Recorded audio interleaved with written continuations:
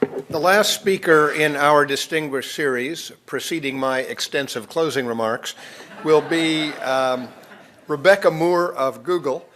She is an engineering manager at Google, where she launched and leads the development of the Google Earth Engine, which is a remarkable technology platform that puts an unprecedented amount of satellite imagery online for the first time and enables scientists to conduct global-scale monitoring and measurement of changes in the Earth's environment.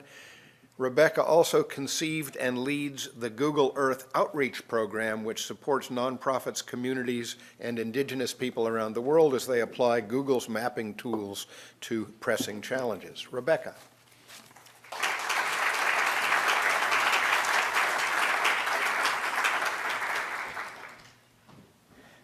Hello, everyone. So my first week on the job at Google in 2005, Hurricane Katrina hit New Orleans. NOAA was flying aerial imagery hourly, collecting very high-resolution imagery of where levees were breaking, where flooding was happening, where bridges were washing out, but didn't actually have the technology to make that available to the first responders in a way that was useful.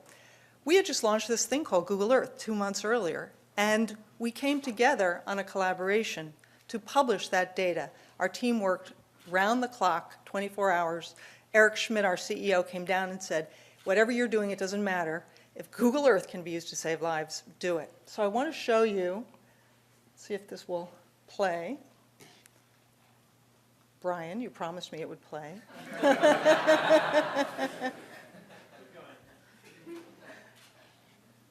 Okay. There's more videos coming. All right. What you would have seen, if Brian met his promise, is not to put too much, but we had the high resolution imagery we were stitching together in near real time and publishing that. So the first responders were actually getting phone calls from people saying, I'm trapped on the roof at 123 Smith Street.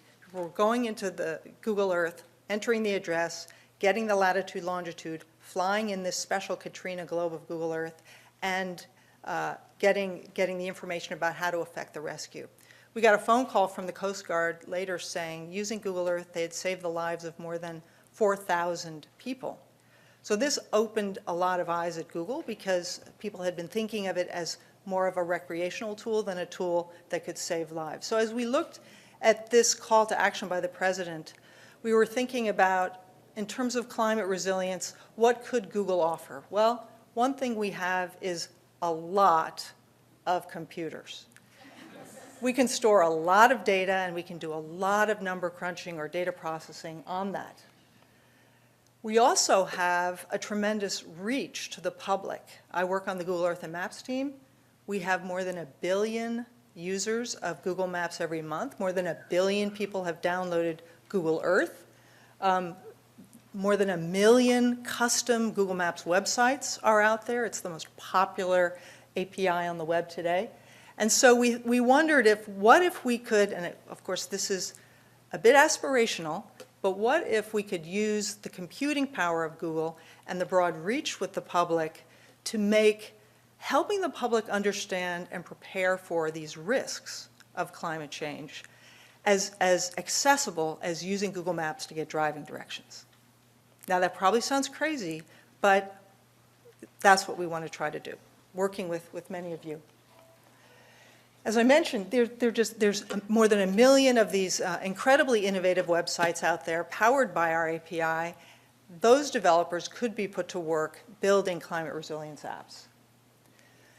A first example of where we really did this at scale was when NASA and the USGS opened up the Landsat archive in 2008. This is a 40-year treasure trove of satellite imagery of the planet. Enlightened government policy has made it open and free, and it had never been online. It had never been accessible before. It was sitting on tapes in a vault in South Dakota. So we thought, what if we could bring it online and actually begin to apply our computing power to extract unprecedented information from that? It took several years of working with USGS and NASA, but we now have the entire Landsat archive online, and we're getting the fresh imagery as it's collected every day. So when you have all that imagery, what can you do? Well, you can start to do things like remove clouds, because when you have every single picture of the planet, you can pick all the good pixels and you can create essentially a complete cloud-free picture of the planet. This is what it often looks like, but with enough data, you can produce this kind of cloud-free imagery. We applied Google Earth Engine, the technology my team has built, to the Landsat catalog and built the world's first 15-meter, Landsat scale, cloud-free map of the cloud-free image of the entire planet. Thank you very much to USGS and NASA for the Landsat satellite. We also said, well, we want to kind of see how the Earth is changing over time. And so we stitched together every year from 1984 to 2012 a complete image, cloud-free image of the planet, and put that in the hands of the public. It was more than 2 million hours of computation, but because we ran it over 66,000 computers, we had it in a couple of days. It would have taken 300 years on a single computer. So this video worked. Thank you, Brian. Okay, you're back in my good graces. Las Vegas is growing while Lake Mead shrinks. This is 1984 to 2012. You put that in people's hands, they get it in seconds. You don't have to give them a 20-page document explaining sustainable water use. So then we began to put, now that we had the Landsat archive, we had all this computing power, we put this in the hands of the scientific community. And for example, working with Matt Hansen, who's now at the University of Maryland, we were measuring where forests have been lost in Colorado.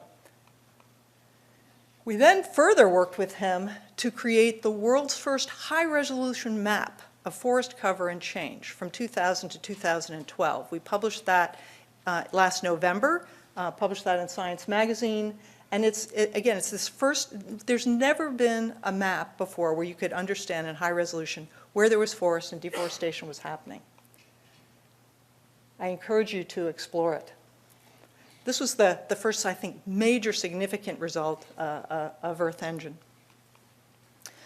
Now that that data set exists that we extracted, by the way, also from Landsat data, that is the foundation base map for a new tool that is in the hands of everyone called Global Forest Watch, which we launched a couple of weeks ago with World Resources Institute. This is, again, it's a picture of the world's forest, and then we are issuing alerts based upon daily satellite imagery that's coming in, showing areas of suspicious change. So there's now kind of a dashboard for the world's forests. It never has existed before. So with that as the background, what if we turned this technology to climate resilience? This is an example of a kind of a traditional static graphic image that is showing the severe drought we've been experiencing in California. It's great, but that's all there is. You can't interact with it. It's low resolution. It comes out monthly or sometimes every 6 months. There's not that much you can do with it. We're announcing today that we're partnering with the institutions who produce this to now, let's say, power it to be near real time, high resolution, interactive, and we'll be putting that in the hands for the entire United States. So that will be coming out. Another application related to climate change is managing dwindling water resources. The Ogallala Aquifer is diminishing. There's contention over agricultural watering and water consumption, but there hasn't been high-resolution data about agricultural water consumption that's easily in the hands of everyone. We're working again with science partners to make this available for the whole world. We again expect these things to be millions of hours of computation, but we've got lots of computers. I wanted to go out of the United States and actually go to Australia because we're doing a project with the Australian government. They're collecting LiDAR data for some of these island nations that are already beginning to see the impacts of sea level rise. They are doing high LiDAR level, high resolution collects, And they approached us and they said, could we give you this digital elevation model LiDAR data, and you do the magic, you stitch it together, you make it available to those island nations, and then let us work together to produce these derivative types of visualizations where people can actually see their homes going underwater. It's one thing to have a map, it's another thing to have your home, right? We have much of the world in high resolution. People can see their homes. And when you can make that connection between a modeled climate event and your home, it can change the game. This is one of the things we're hoping to do.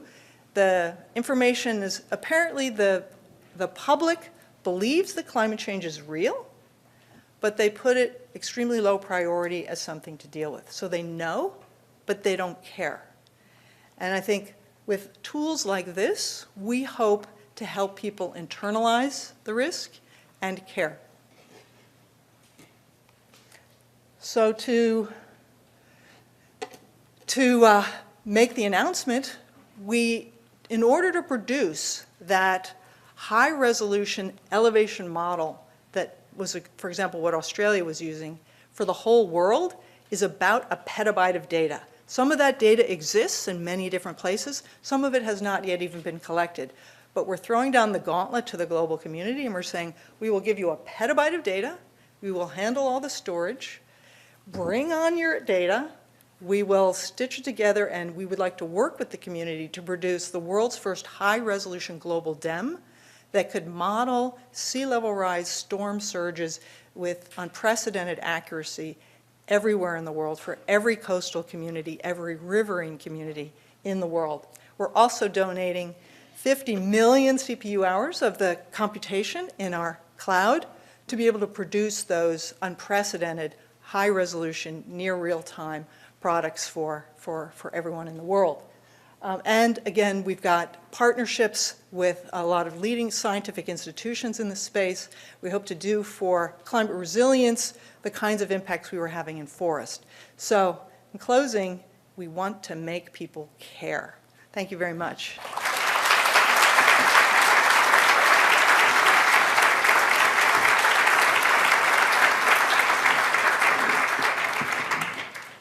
Well, notwithstanding the discipline